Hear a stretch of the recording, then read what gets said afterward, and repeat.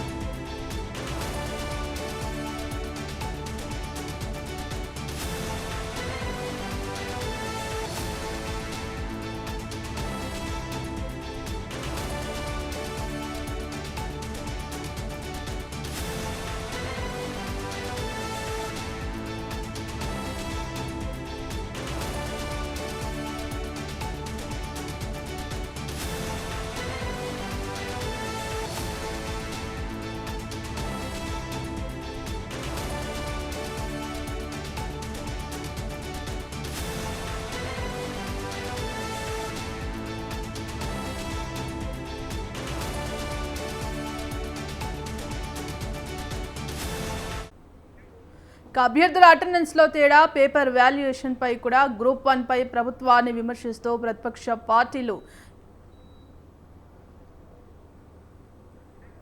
దీనికి సంబంధించి సీఎం రేవంత్ సమీక్ష నిర్వహించారు. ఇందుకు సంబంధించి కంప్లీట్ అప్డేట్స్ కరెస్పాండెంట్ విశాల్ అందిస్తారు. విశాల్.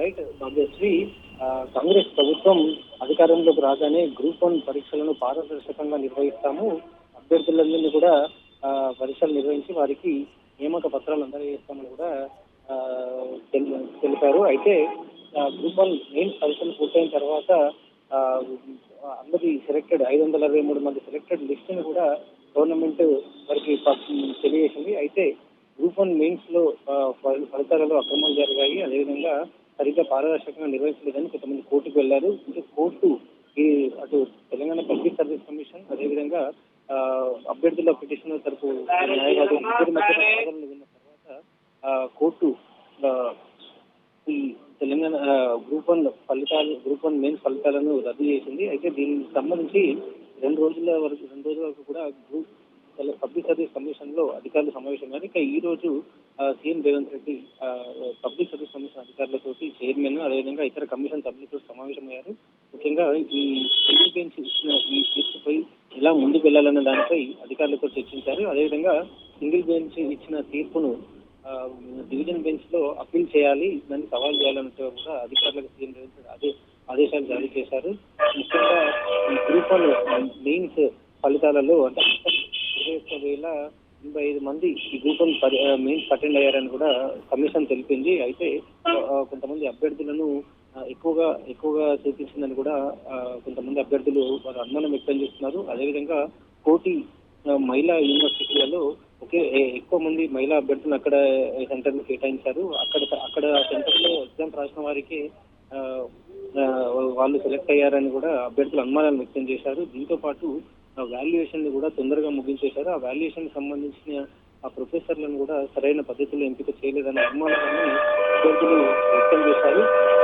ఈ ఇరువురి వాదనలు విన్న హైకోర్టు బుధవారం రోజు నిన్న మెయిన్స్ ఫలితాలను రద్దు చేస్తూ తీర్పిచ్చింది. అదేవిధంగా 8 నెలల్లో మళ్ళీ రీవాల్యుయేషన్ చేయాలి, లేకపోతే మెయిన్స్ పరీక్షలను 2024 అక్టోబర్లో జరిగిన ఈ గ్రూప్ 1 మెయిన్స్ పరీక్షలకు రద్దు చేస్తామని కూడా హైకోర్టు తెలిపింది.